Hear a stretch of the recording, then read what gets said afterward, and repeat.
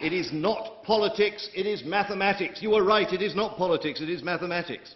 We should be grateful to Trevor Phillips, who is the chairman of the Commission for Racial Equality and himself of Guyanese origin.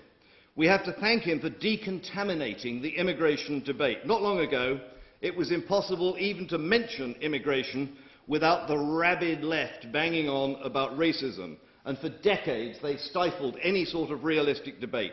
Even now, Mr. President, I congratulate the Society on having the courage to bring this motion forward. Trevor Phillips criticised multiculturalism, and he asserted that Britain is sleepwalking to segregation. Multiculturalism is a term which has muddied the water down all these years. If it means that diverse groups of citizens in our country have a common mutual respect for each other, if it means they form part of a cohesive British society, indeed, if it means we can get a decent curry on the high street, then I think all of us here are in favour of multiculturalism. But too often, it means a ghettoised society in which minorities are isolated, speak only their ancestral languages, fail to engage with wider society, and sometimes harbour misconceptions and resentments that can lead to serious problems.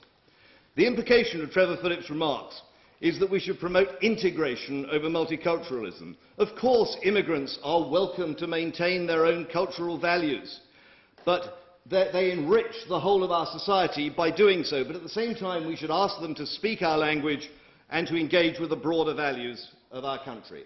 The problem we face is one of sheer volume, and this is creating issues, I'm sorry, Viv is creating issues for employment, for housing, health, education, welfare, for the whole range of our social services.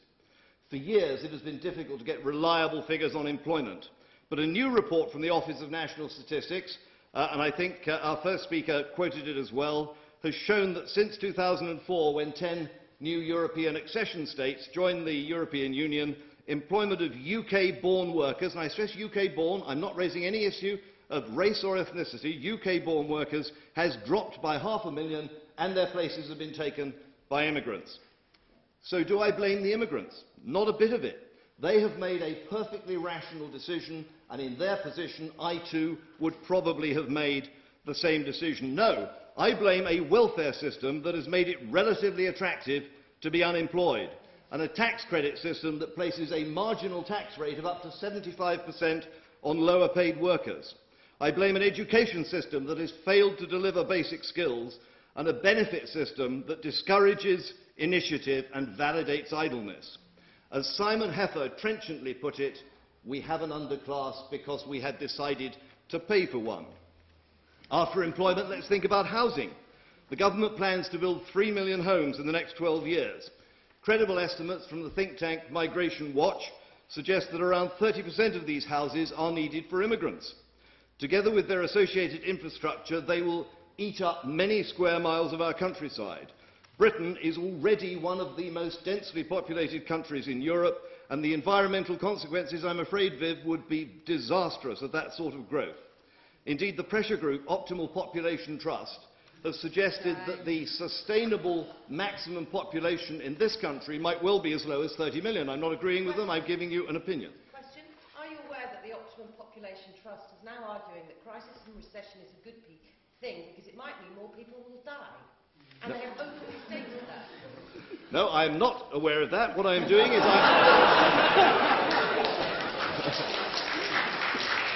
if anybody's offering a degree course in the beliefs of the Optimal Population Trust, I'd be very grateful. What I would say is, here is a group of people who are arguing 30 million, we have got 60 million today, and we are looking at probably 70 million by 2030. This is in a crowded island. There are limits to what we can take. Then there is health.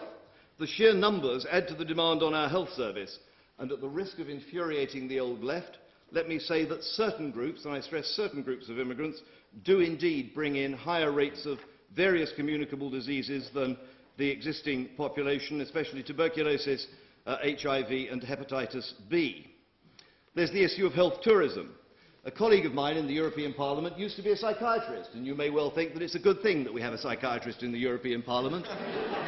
He used to have a practice in London, and many of his patients there were actually immigrants, and they would freely admit that they had come to Britain in order to get health treatment which they could not get or could not afford at home.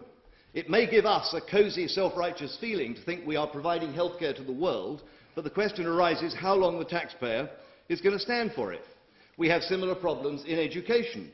Did you know that there are 1,300 schools in this country where children who speak English as a first language are in a minority? This creates huge pressure on teaching resources, it increases costs dramatically, and it reduces the availability of teaching resources, obviously, for those who do have English as a foreign language. The problem here is not foreigners, the problem is numbers. Another key factor is the spouses, which we've already heard Professor Conway refer to. Now, I believe in families. I am the last person to stand in the way of family reunions. But the question that arises is, why do these reunions have to take place in Bradford and not in Bangladesh? The numbers create a double problem. The numbers create a double problem for our welfare system, both to support the immigrants who fail to find jobs and to support the UK-born potential workers whose places are filled by immigrants. It is perfectly reasonable that Polish workers in this country claim 20 million a year in child benefit and send that money to Poland. I personally don't have a problem with that. But poor people who read about it in the Daily Mail get very upset. And as Professor Conway said, it is the established immigrants, minority communities in this country who actually have the most to lose by the attitudes which are generated by this mass immigration. Now, that is a fact. One of the things that I do as a politician is talk to large numbers of people, and I can tell you from my own experience, it is quite genuine, ethnic minorities in this country, some of whom have been here for generations, are concerned about the changes in attitude which are caused by the levels of immigration which we are seeing. My good friend Saeed Kamal is a London MEP of swarthy complexion and South Asian origin. He tells the story about one day he was coming back from Brussels to London. He found he'd forgotten his passport. So he went up to the immigration desk, a bit concerned not having a passport, and he was taken aside and put in an interview room. And the immigration officer came in and said, "Now, Mr. Kamal," he said, "you haven't got your passport.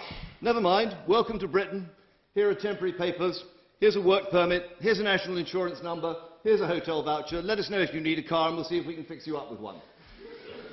OK, I'll be honest, it's an apocryphal story, although he does tell it.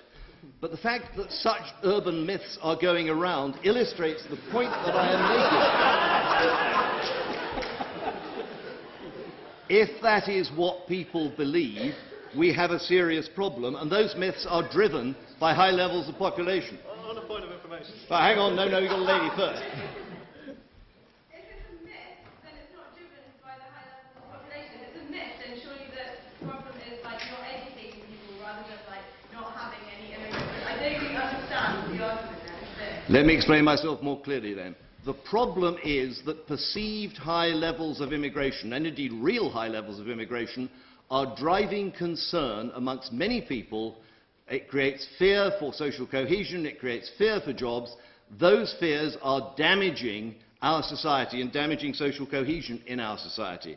And that, I think, is an issue we should well be concerned about. But when you talk about perceived high levels, perceived high figures and numbers of immigration, don't those perceptions more come from maybe sort of the immigrants that don't speak English or are from poorer countries, because people don't seem to be writing about immigrants. So it's not just a question of numbers, it's actually a question of you want a policy which disproportionately... Hang on, who's making the speech here?